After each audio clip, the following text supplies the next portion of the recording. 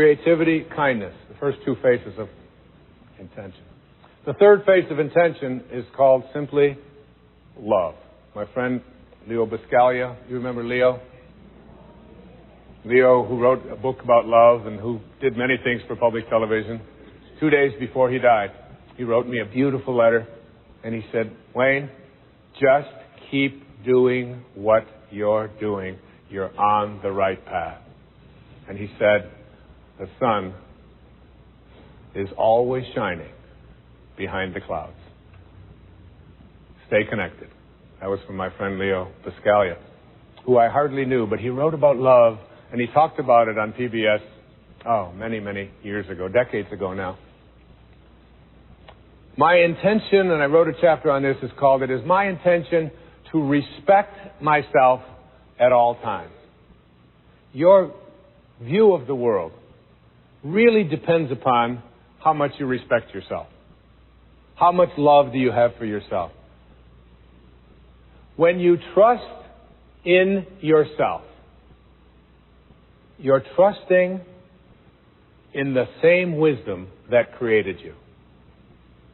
When you fail to trust in yourself, when you fail to love yourself, you are denying your own divinity and therefore attracting the exact opposite of what this source is.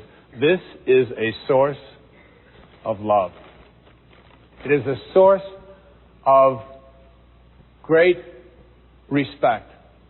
It doesn't create anything that it doesn't have a loving feeling toward. If you don't have that feeling of love toward yourself, you can't extend it outward, for who can give away what they don't have for themselves? Who can do that? I've often used the metaphor of an orange. If you squeeze an orange, you get out of it orange juice. Why? It's an orange. That's what's inside.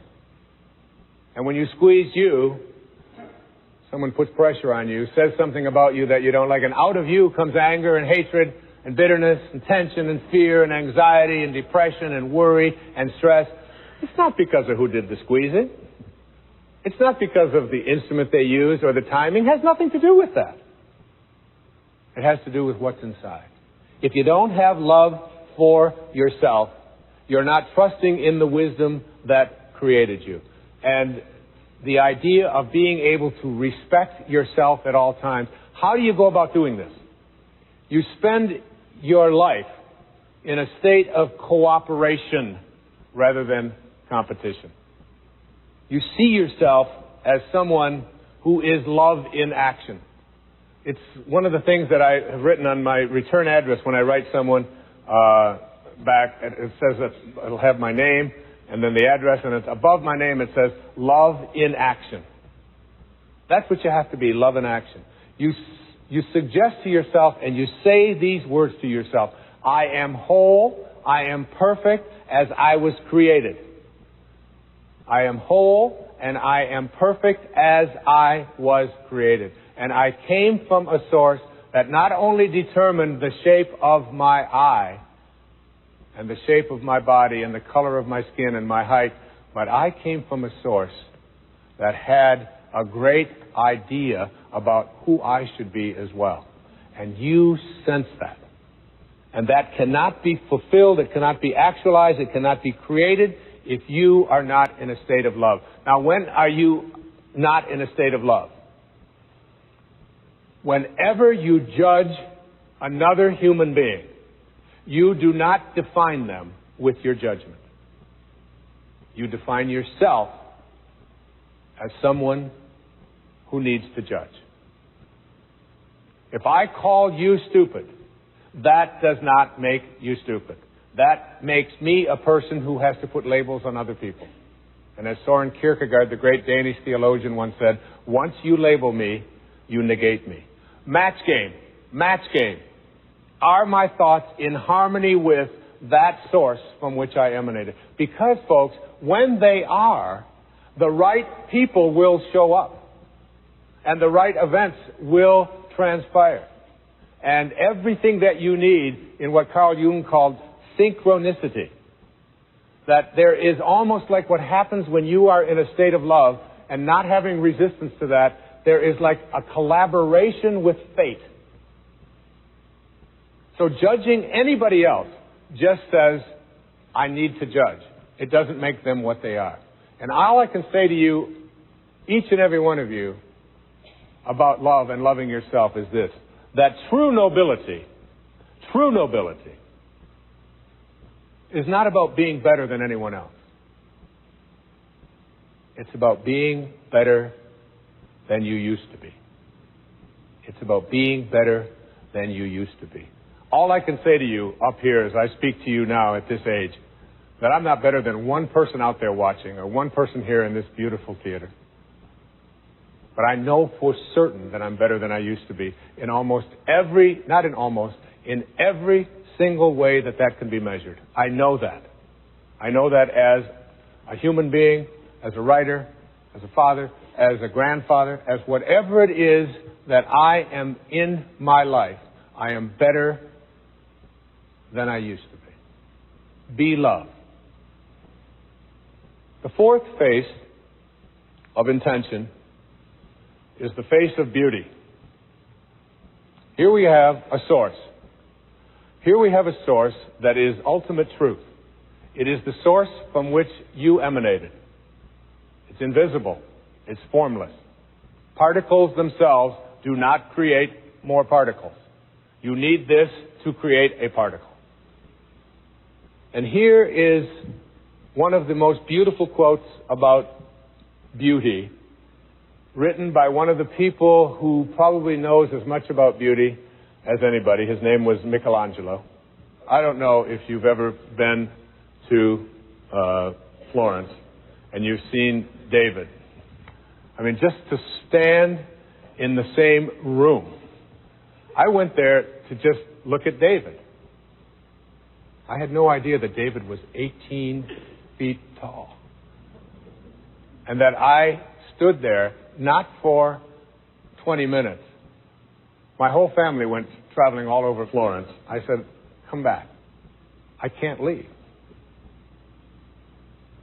I was mesmerized by the beauty.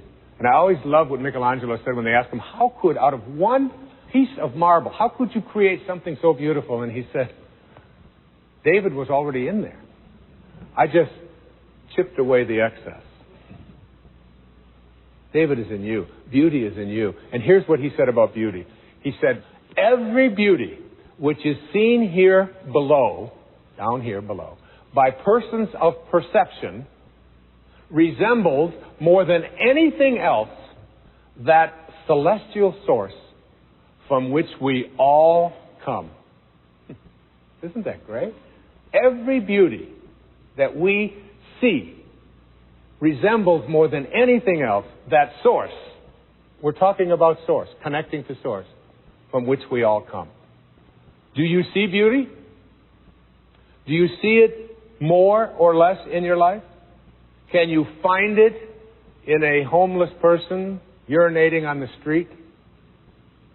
Can you find beauty in a cockroach? As you reach higher levels of consciousness, you begin to see, not only do you see beauty everywhere and in everything, you begin to recognize it as truth. One of my favorite quotes that I wrote about, years ago I wrote a book called Wisdom of the Ages. And it was a collection of 60 essays. We did a public television special on it, and many of you watched it and contributed to PBS from it. And there was a young man, a Victorian poet in England named John Keats. He died at the age of 24. He wrote thousands of poems, many, many essays, 24. And he said these words, and I wrote an essay about it, but I must confess to you, because I'm better than I used to be, I must confess to you that I didn't really understand this quote until I wrote The Power of Intention, until I put together this program here for you. I didn't really fully grasp it. I get it now. I get it. And it's the last line in a poem called Ode on a Grecian Urn. And the couplet goes like this: beauty is truth. See, this is truth. This is the source from which we all emanate. And we leave when we take on an ego. Beauty is truth. Truth beauty. That is all you know on earth and all you need to know. From one of the greatest poets of his time. Your natural state is beauty, joy, tranquility. I want to experience beauty. And you know, the way to get beauty into your life is to say, I only attract it. And I take the path of least resistance. I take the path of least resistance. What's the path of least resistance? The path that says, I am as closely aligned with this energy as it's possible to be. You know, in 1978, I had a wonderful opportunity, one of the great opportunities of my life. I was invited by an organization called YPO, Young Presidents Organization, to come to Vienna in Austria. It was at the time when Erroneous Zones and Pulling Your Own Strings were topping all the charts, and they invited me to come over and lecture to all these presidents. I was 38 years old and very much in more of an ego mode than I have learned to become in my life. But I was honored to go over there. And I had read a book when I was in college, and I was teaching at a university, and I taught this book. It's called Man's Search for Meaning. And it was written by a man who was a survivor of the Holocaust. His name was Viktor Frankl. And Viktor Frankl decided that he had to survive the Holocaust because he had to tell the story. That was his purpose. We got to Vienna, and I found out that little Wayne Dyer, this little kid who lived in foster homes and worked for everything he ever had in his life, was on the same panel with Viktor Frankl. Man's Search for Meaning. I just sat there in awe. I remember what Rumi once said. He said, sell your cleverness and purchase bewilderment. Just be in a state of bewilderment. And I was just totally in awe to be sitting in the same room, let alone on the same panel, let alone discussing in front of these presidents with this man who had everything taken away from him. He was a psychiatrist who was taken off to the concentration camps in Nazi Germany. And he described how he survived. The Nazis gave him a bowl of soup, which was just hot water, with even sometimes bugs floating around in it. And there was a dead fish head for flavor in the soup. That was his meal for the day. And he described the beauty. Not the anger, because the anger, and he learned very early that anger and resentment and hatred are low energies that always weaken you. He learned to find beauty in a floating fish head. You've got to be able to find it everywhere. Beauty is truth. Truth, beauty. They are one. Find it in as many places as you can. The next face of intention is what I call the face of expansiveness. And the intention that I have for this is, it is my intention to express the genius that I am. I love that Buckminster Fuller once wrote, everyone is born a genius, but the process of living de-geniuses you. It does. This source is an expanding source. It's a forming power. You have to be a forming power. You have to be in a state of expansion, a state of seeing yourself in the same way that this universal source sees you. You are a genius. Einstein said that imagination is more important than knowledge. More important than knowledge. He also said something very powerful. He said, all I want to do is to learn to think like God thinks. All the rest is details. It's just details. How much time do you spend in your life on the details? This program is about learning to think, feel, and sound like your source, like source energy. So you have to pay attention within you to all of your inner thoughts that have any doubt in them. Hawkins talks about this in Power versus Force, that everyone that is labeled a genius has something called radical humility. They don't brag about it. They don't talk about how great they are. They just know that they came from a source and they came here to do something. And to me, I mean, I have people that show up in my life who think that because I can get up in front of an audience or because I can sit down and write, that this makes me a genius. And, folks, if my car doesn't start, I open up the hood and I'm looking for on, off. Hoping to find a switch in there. That's just because otherwise I am completely challenged when it comes to fixing things. And I want it that way. I encourage that, all right? I don't want to be spending my energy fixing screen doors, and I've made that really clear. So I just manifest screen door repairers in my life. The way that you stay with this field of expansion is that you align with the spiritual energy that is really the genius from which you originated. You are a genius. One of the most important things that you can do is look for the genius in others. See it in everyone, in everything that they do, and remind them of that. I have 8 children. Every single one of them is a genius in their own way. Every one of them. One of my daughters is, who you'll be hearing in a few moments, is a genius when it comes to taking the microphone and singing. One of my daughters has such power in her ability to get on a horse and to take little children and to show them how to ride a horse. And she looks with her long, flowing blonde hair when she's out there and she takes these little children and she just touches my heart and it's so powerful. And she knows that this is her purpose. Her purpose has something to do. She can't ever stop thinking about anything that doesn't have something to do with horses. Every paper she ever had to write in school has something to do with that. She's her own little genius. I have a son who is who's a surfer and who's also made up his own language.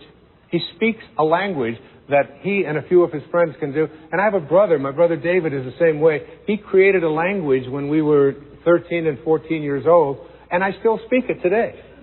And nobody else understands anything about it whatsoever. If I say Clodopole, Dipeca, or the Beady Banal, only my kids will know what I'm talking about. There's not a person in the whole country. My brother Dave watching this, he'll know what I'm talking about.